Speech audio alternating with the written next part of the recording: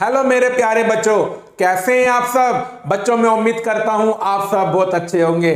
बच्चों मैं आपका दोस्त आलोक जैन आपका स्वागत करता हूं वैम्स एकेडमी में। बच्चों आज की इस क्लास में मैं आपको एक्सरसाइज 9.1 का क्वेश्चन 7 और क्वेश्चन 8 करवाऊंगा। मेरे प्यारे बच्चों दोनों क्वेश्चंस ना बहुत ज्यादा इंपॉर्टेंट है, तो बस बच्चों आपको एक काम करना है, कॉपी और पेन लेके बैठना है बच्चों, वीडियो को पूरा देखना है और प्रॉपर नोट्स बनाने हैं। और फिर देखना बच्चों, जब ये वीडियो खत्म हो जाएगी ना, ये दोनों क्वेश्चंस तो आपके हो जाएंगे। ये इतने सिंपल क्वेश्चंस हैं। तो चलिए मेरे प्यारे बच्चों शुरू करते हैं आज की क्लास।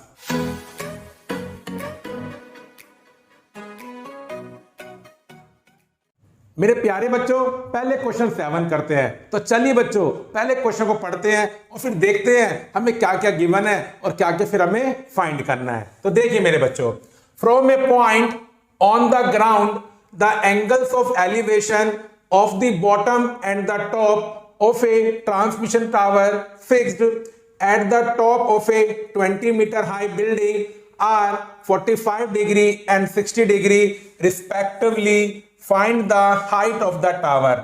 अब देखिए बच्चों, ये आपने रियल लाइफ में भी देखा होगा बेटा, टावर लगे हुए होते हैं बड़े बड़े घरों के ऊपर, बिल्डिंग के ऊपर, जैसे जियो का टावर होता है, एयरटेल का टावर होता है, ये आपने देखा होगा बच्चों। उसी के ऊपर एक क्वेश्चन है बच्चों। मेरे बच्चों एक बिल्डिंग है जिसकी हाइट ना 20 मीटर है। क्या बच्चों? 20 मीटर। मानिए बच्चों ये मेरा हाथ क्या बच्चों, एक बिल्डिंग है, और बेटा इस बिल्डिंग के टॉप पर एक टावर रखा हुआ है बच्चों। क्या रखा हुआ है? टावर रखा हुआ है। अब बच्चों क्वेश्चन कह रहा है कि ग्राउंड पर एक पॉइंट है बच्चों। क्या है बच्चों? एक पॉइंट है। हमने उस पॉइंट से टावर के बॉटम को देखा और टावर के टॉप को देखा, और बच्चों हमें क्या दे रखे हैं? Angle of elevation. क्योंकि जब नीचे से ऊपर देखते हैं तो बच्चों एंगल क्या बनता है? एलिवेशन। मतलब ये मैंने आपको बेसिक में पढ़ाया था, जब हम नीचे से ऊपर देखते हैं तो ऑब्जर्वर और ऑब्जेक्ट के बीच में जो एंगल बनता है बच्चों उसे क्या बोलते हैं? Angle of elevation. तो चलिए बच्चों पहले फिगर बनाते हैं। तो देखिए बच्चों, ये आपको बिल्डिंग गिवन है बच्चों। क्या गिवन है? बिल्डिंग। अब बच्चों देखिए इस बिल्डिंग के ऊपर क्या रखा हुआ है बच्चों? टावर रखा हुआ है। क्या रखा हुआ है? टावर। तो मैं नाम देता हूं बच्चों ए बी। तो बच्चों ए बी मेरे लिए क्या बन गया? टावर। और बच्चों बी सी क्या बन गई? बिल्डिंग बन गई बच्चों। और बच्चों इसकी लेंथ पता है बिल्डिंग की कितनी है बच्चों? 20 मीटर। अब बच्चों ग्राउंड पर एक पॉइंट है बच्चों, ये रहा पॉइंट। अब देखिए क्वेश्चन को दोबारा रीड कीजिए। उस पॉइंट से देखिए, from a point on the ground the angle of elevation of the bottom and the top of a transmission tower fixed at the top of a 20 metre high building are 45 degree and 60 degree respectively. तो देखिए बच्चों इस point से हमने क्या किया बच्चों? Tower के बॉटम को देखा। मेरे बच्चों पॉइंट बी क्या बन रहा है? टावर का बॉटम बन रहा है। हाँ, बी को आप दोनों बात बोल सकते हो कि टावर का बॉटम है और बिल्डिंग का टॉप है। तो देखिए बच्चों अब ये एंगल आपको दे रखा है। अब बेटा जैसे मैंने आपको बताया था ना, ये तो लाइन ऑफ साइट हो गई, तो ये क्या बन जाएगा? आपका हॉरिजॉन्टल लेवल बन जाएगा बच्चों। और बच्चों ये वाला एंगल हमें क्या गिवन है? 45 डिग्री। अब बच्चों इसी पॉइंट से क्या बच्चों? इसी पॉइंट से मैंने क्या किया बच्चों? टावर के टॉप को देखा बच्चों, जो ए पॉइंट पर है। और बेटा अब आपको एंगल क्या दे रखा है? 60 डिग्री दे रखा है बच्चों। क्या दे रखा है? 60 डिग्री। बेटा इस पॉइंट को आप क्या मान लो? डी मान लो। और बच्चों अब ना आपको टावर की हाइट निकालनी है। मतलब बच्चों हमें क्या निकालना है? ए बी निकालना है। तो मैं बच्चों में क्या लिखूंगा? Let height of tower, let height of tower. बेटा मैं मेंशन कर दूंगा कि मेरे डायग्राम में बच्चों टावर क्या है? ए बी है बच्चों। क्या है? A B. तो बच्चों मैं क्या मान लूंगा? एच मीटर मान लूंगा बच्चों। क्या मान लूंगा बच्चों? H metre. तो बच्चों ए बी कितना हो गया? एच मीटर हो गया बच्चों। ठीक है, तो बच्चों ए सी क्या बन जाएगा? एच प्लस 20 मीटर बन जाएगा बच्चों। बन जाएगा मेरे प्यारे बच्चों। देखिए बच्चों, और बी सी हमारी क्या बच्चों? बिल्डिंग है। तो देखिए अब आप height of building, height of building. तो बच्चों बिल्डिंग का नाम मेरे डायग्राम में क्या बन रहा है? बी सी बन रहा है। और बच्चों कितना है? 20 मीटर है। चलिए बच्चों अब ए बी निकालते हैं। सुनिए मेरे बच्चों, क्योंकि बच्चों जो आपकी बिल्डिंग है ये ग्राउंड के साथ क्या होगी? परपेंडिकुलर। तो इसका मतलब बी सी डी और मेरे बच्चों ए सी डी ये क्या बन गए? Right triangle. अब मेरे बच्चों मुझे एंगल पता है और एक साइड पता है। अब मैं यहाँ पर क्या यूज करूंगा, ट्रिग्नोमेट्री यूज करूंगा। देखिए बच्चों, ट्राइंगल बीसीडी में एंगल क्या बन रहा है, 45 डिग्री का। और मेरे बच्चों एंगल के सामने क्या होता है, परपेंडिकुलर। और बेटा सीडी क्या बन गया, बेस बन गया। मेरे बच्चों यहाँ बीडी का ना कोई रोल नहीं है, इसलिए बच्चों मैंने क्या लिया है, परपेंडिकुलर और बेस, मतलब बीसी और सीडी को लिया है। तो बच्चों यहाँ पर मैं क्या यूज करूंगा, tan थीटा यूज करूंगा। और थीटा की जगह एंगल क्या यूज करेंगे, 45 डिग्री। तो देखिए बच्चों से क्या फायदा होगा, बेटा सीडी की वैल्यू आ जाएगी। और फिर बच्चों ट्राइंगल एसीडी में मैं एंगल 60 यूज करूंगा। और बच्चों वहां से क्या निकल कर आएगा, हमारा AB, मतलब H की वैल्यू आ जाएगी। तो देखिए बच्चों, in triangle BCD we have, मेरे बच्चों एंगल क्या बन रहा है, 45, तो tan 45 डिग्री मेरे बच्चों क्या बन जाएगा, BC अपॉन में CD, जैसा हमने डिसाइड किया था। BC परपेंडिकुलर है और CD बेस है बच्चों।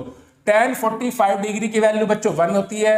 BC बच्चों क्वेश्चन में 20 है और CD हमें निकालना है। बेटा क्रॉस मल्टीप्लाई CD कितना आ गया बच्चों, 20 मीटर। आप इसको इक्वेशन 1 मान सकते हैं। अब देखिए मेरे बच्चों, अब मैं ट्रिगोमेट्री का यूज कहां करूंगा, ट्राइंगल ACD में बच्चों, क्योंकि ये भी क्या बन रहा है, राइट ट्राइंगल। बस बच्चों यहां पर एंगल कितना है, 60 डिग्री। तो बेटा यहां पर अब आपकी परपेंडिकुलर क्या बन गई, AC बन गई बच्चों। और मेरे बच्चों बेस क्या है, CD है। तो अब मैं ACD ट्राइंगल लूंगा और एंगल यूज करूंगा 60 डिग्री। तो देखिए बच्चों, in triangle ACD we have, और मेरे बच्चों एंगल कितना इसमें, 60 डिग्री का बच्चों। और मेरे बच्चों क्या बन गया, परपेंडिकुलर AC, और बच्चों बेस क्या है, CD। tan 60 की वैल्यू कितनी होती है, √3। और बेटा AC कितना है, H+20। देखिए बच्चों AC कितना है, H+20। और बच्चों CD हम फाइंड कर चुके हैं, कितना आया था बच्चों, 20। कहां से बच्चों, इक्वेशन 1, तो फ्रॉम 1 लिखेंगे बच्चों। क्रॉस मल्टीप्लाई मेरे बच्चों ये क्या बन जाएगा, 20√3। और बस बच्चों देखिए H आ गया, प्लस का 20 आप इधर ले आओ बच्चों, किसका बन जाएगा, माइनस का बन जाएगा। और बच्चों 20 क्या आएगा, यहां से कॉमन आएगा। मेरे बच्चों यही आपकी क्या आ गई, टावर की हाइट आ गई। हाँ बच्चों, कभी कभी ना एग्जाम में √3 की वैल्यू गिवन होती है, उस केस में आपको क्या करना पड़ेगा, यहां पर वैल्यू पुट करनी पड़ेगी और फिर सोल्व करके जो आपका आंसर आएगा फिर वो आपकी क्या बन जाएगी, बिल्डिंग की, सॉरी बच्चों, टावर की हाइट बन जाएगी। तो therefore height of tower equal to 20 bracket में √3 - 1 मीटर। तो देखिए बच्चों कितना सिंपल क्वेश्चन है। बस अगर एक बारी आपने प्रॉब्लम को पढ़ने के बाद फिगर बना दिया, फिर तो आप ये समझना बच्चों ये क्वेश्चन क्या होता है, बहुत ज्यादा सिंपल होता है। चलिए मेरे बच्चों अब शुरू करते हैं आज की क्लास का अगला क्वेश्चन। मेरे प्यारे बच्चों क्वेश्चन 8 को करना शुरू करते हैं। देखिए बच्चों, a statue 1.6 metre tall stand on the top of a pedestal from a point on the ground, the angle of elevation of the top of a statue is 60 degree, and from the same point the angle of elevation of the top of the pedestal is 45 degree. Find the height of the pedestal. देखिए मेरे बच्चों इस बार उल्टा question है। पिछले question में एक object नीचे था और एक ऑब्जेक्ट ऊपर था, नीचे वाले की हाइट पता थी और ऊपर वाले की निकालनी थी। इस बार बच्चों क्या हुआ, एक स्टैचू एक पेडिस्टल के टॉप पर रखा हुआ है और आपको स्टैचू की हाइट पता है, और बेटा आपको किसकी हाइट निकालनी है, पेडिस्टल की। तो इस क्वेश्चन में क्या हो रहा है, ऊपर वाले ऑब्जेक्ट की हाइट पता है और मेरे बच्चों नीचे वाले ऑब्जेक्ट की हाइट निकालनी है। तो चलिए बच्चों डायग्राम ड्रॉ करते हैं मेरे बच्चों। तो देखिए मेरे बच्चों ये हो गया आपका पेडिस्टल, ठीक है मेरे बच्चों। और फिर देखिए बच्चों अब मैं बनाता हूं पेडिस्टल के टॉप पर एक स्टैचू, ठीक है बच्चों। तो बेटा डायग्राम के अकॉर्डिंग अब क्या होगा, मेरे लिए AB क्या बन गया, स्टैचू जिसकी हाइट कितनी है, 1.6 मीटर। अब बच्चों ग्राउंड पर एक पॉइंट है बच्चों, ग्राउंड पर क्या है, एक पॉइंट। उस पॉइंट से बच्चों हमने क्या किया, स्टैचू के टॉप को देखा बच्चों, किसको देखा, स्टैचू को, सॉरी बच्चों स्टैचू के टॉप को देखा। और बेटा आपको ये एंगल दे रखा है, ठीक है बच्चों, 60 डिग्री का। बेटा इसी पॉइंट से हमने क्या करा, पेडिस्टल के टॉप को देखा। मेरे बच्चों वो तो एक ही बात है। आप बोलो स्टैचू का बॉटम या आप क्या बोलो पेडिस्टल का टॉप, वो एक ही बात है। और बेटा इसी पॉइंट से हमने क्या किया, पेडिस्टल के टॉप को देखा और बेटा आपको उसका एंगल ऑफ एलिवेशन पता है। बेटा देखिए पेडिस्टल के टॉप का जो एंगल ऑफ एलिवेशन है बच्चों वो आपको दे रखा है 45 डिग्री। तो मेरे बच्चों क्या किया, लाइन ऑफ साइट और ये आपकी क्या बन गई हॉरिजॉन्टल लेवल, इनके बीच का एंगल क्या दे रखा है 45 डिग्री। और बेटा जो आपका स्टैचू है उसके टॉप का एंगल क्या दे रखा है आपको 60 डिग्री दे रखा है। 8 क्वेश्चन बिल्कुल 7 के जैसा है, एंगल भी सेम है, बस चेंज क्या बच्चों, इस बार ऊपर वाले ऑब्जेक्ट की हाइट पता है और नीचे वाले की निकालनी है। तो देखिए बच्चों, let height of pedestal, height of pedestal, मेरे बच्चों में डायग्राम में पेडिस्टल कौन है, बीसी है बच्चों। मैंने क्या मान लिया बच्चों, एच मीटर, क्या मान लिया बच्चों, एच मीटर। तो बीसी बच्चों कितना हो गया, एच। और बच्चों हाइट ऑफ स्टैचू, ये तो मुझे गिवन है, हाइट ऑफ स्टैचू, मेरे बच्चों मेरे इस डायग्राम में स्टैचू क्या बन रहा है, ए बी, ये बच्चों मेंशन कर दूंगा, जो बच्चों कितनी है 1.6 मीटर। अब देखिए बच्चों ए सी पूरा कितना बन जाएगा, एच प्लस 1.6 मीटर। अब बच्चों मैं क्या करूंगा, एक बारी में ट्रायंगल लूंगा बीसीडी, क्योंकि ये बात तो कॉमन सेंस है, पेडिस्टल ग्राउंड के साथ एंगल क्या बनाएगा 90 डिग्री का। तो बीसीडी और एसीडी बच्चों क्या बन जाएंगे, राइट ट्रायंगल बन जाएंगे। तो देखिए बीसीडी में एंगल क्या है 45 डिग्री, बेटा बीडी का कोई रोल नहीं है, तो हाइपोटेन्यूज तो बच्चों खत्म यहाँ पर। तो बचा क्या, परपेंडिकुलर और बेस, और परपेंडिकुलर और बेस का रिलेशन 10 में होता है।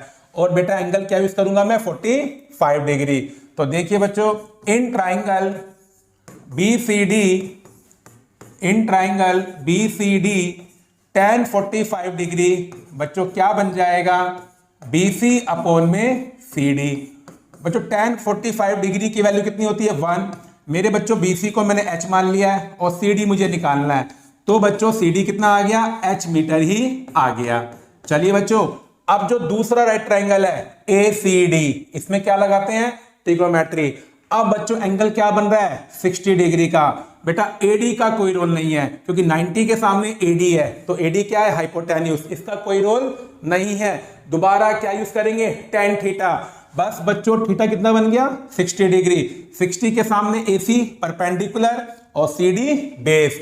तो बच्चों क्या लिखेंगे, इन ट्राइंगल ACD, इन ट्राइंगल ACD बच्चों क्या एंगल बन रहा है 60 डिग्री का, कोमा वी है। तो बच्चों tan 60 डिग्री और मेरे बच्चों ये क्या बन जाएगा AC अपॉन में CD। और बच्चों tan 60 की वैल्यू कितनी होती है √3, और बच्चों AC कितना आया H प्लस 1.6 और CD की वैल्यू इक्वेशन 1 में H आई है बच्चों फ्रॉम 1। अब देखिए बच्चों cross multiply, √3H equal to H plus 1.6। बच्चों मुझे H फाइंड करना है, तो H को एक जगह कर लो बच्चों। अब बच्चों यहां से H क्या आएगा कॉमन, तो ब्रैकेट में क्या बचेगा √3 माइनस 1। बेटा √3 माइनस 1 मल्टीप्लाई में है, किस में आ जाएगा, डिवाइड में आ जाएगा। और मेरे बच्चों अब क्या करेंगे, यहाँ पर रैशनलाइज करेंगे, क्योंकि डिनोमिनेटर में क्या आ गया इरेशनल नंबर आ गया। आप अपने आंसर को यहाँ पर नहीं छोड़ सकते, क्योंकि मैथमेटिक्स की स्टैंडर्ड फॉर्म नहीं होती है। चलिए बच्चों अब करते हैं रैशनलाइज। बेटा बीच में माइनस का साइन है, प्लस कर दो। √3 प्लस 1 से न्यूमरेटर और डिनोमिनेटर को क्या करेंगे बच्चों मल्टीप्लाई। तो मेरे बच्चों ऊपर क्या बन जाएगा 1.6 मल्टीप्लाई में √3 प्लस 1, और नीचे क्या बनेगा a minus B into A plus B, तो a square minus B square, √3 का स्क्वायर 3 और 1 का स्क्वायर 1। अब देखिए बच्चों 3 माइनस 1 बच्चों कितना बन जाएगा 2 बन जाएगा। और मेरे बच्चों जब 1.6 को आप 2 से क्या करोगे कैंसिल, ये कितना आएगा 0.8। और बच्चों ये हमारी क्या आ गई पेडिस्टल की हाइट आ गई बच्चों। तो देखिए बच्चों क्वेश्चन 7 और क्वेश्चन 8 कितने ज्यादा सिंपल है, लेकिन बच्चों ये क्वेश्चन अब बहुत ज्यादा इंपॉर्टेंट है, तो घर पे ना आपको इनको 1 या 2 बार पक्का प्रैक्टिस करना है, और फिर देखना बच्चों ये दोनों क्वेश्चन तो ना आपके हो जाएंगे, ये मैं आपसे वादा कर रहा हूँ, ये इतने सिंपल क्वेश्चन है। अब बच्चों मैं उम्मीद करता हूँ कि आज की इस क्लास के दोनों क्वेश्चन आपको बहुत अच्छे समझ में आ गए होंगे। चलिए बच्चों अब मैं आपको मिलता हूँ अगली वीडियो में। मेरे प्यारे बच्चों जब तक अपना ध्यान रखें और बच्चों घर पे पढ़ाई भी करते रहें।